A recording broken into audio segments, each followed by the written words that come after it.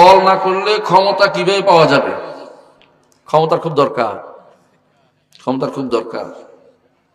সমস্যা হচ্ছে এটা, আমারও ক্ষমতা দরকার, আপনারও ক্ষমতা দরকার। সবাই যদি ক্ষমতা দিতে চাই, কে ক্ষমতা ক্ষমতা আমি কার উপর শাসন করবো? ক্ষমতা আপনি একটু কি হন না, প্রজা হন না, না রাজা হইতে চান সবাই? সুবহানাল্লাহ। সাহাবায়ে কেরাম ক্ষমতার জন্য দল করছিল, তাই না? আবু বকর একটা দল ছিল না, ওমরের একটা দল ছিল, উসমানের একটা ছিল, আলিউদ্দিন আরেকটা ছিল, ছিল না? ছিল। তো ক্ষমতা গেছে না ওনারা? যায় নাই? আবু বকর যায় নাই ক্ষমতা? কোন দল থেকে? আল বকরিয়া নাকি? ওমরের দল ছিল আল উমরিয়া, ওসমান ওসমানিয়া।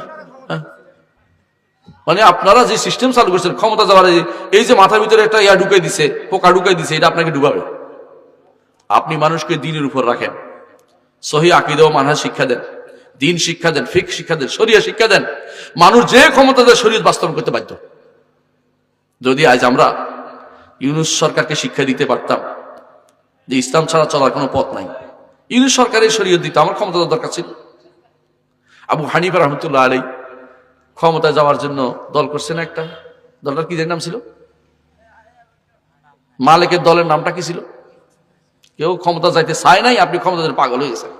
আবু হানিফা রাহমাতুল্লাহ বলছে প্রধান বিচারপতি আপনাকে বানাবো, বলছে আমি যোগ্য না। বলছে আপনি মিথ্যা বলছেন, মৃত্যু তো মোটেই যোগ্য না।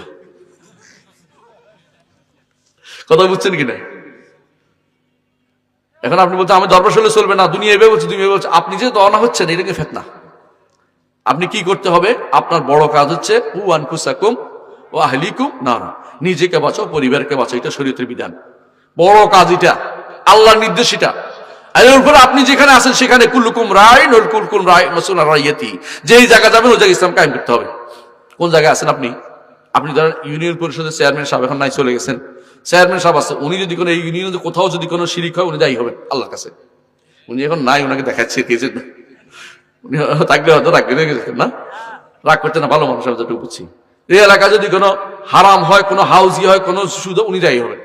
কিন্তু আমাকে ওইটার জন্য আল্লাহ জিজ্ঞাসা করবে না। খেয়াল করেন, আমাকে জিজ্ঞাসা করবে যে তুমি কি তাকে হারাম কথা বলছিলে কিনা, এটা জিনিসটা হারাম এটা বলছিলে কিনা। আপনি কি জন্য এত দায়িত্ব নিতে চান যে দায়িত্ব আপনি পালন করতে পারবেন না? আপনি ক্ষমতায় গেলে কি এখন ইসলাম আপনি প্রতিষ্ঠা করতে পারবেন?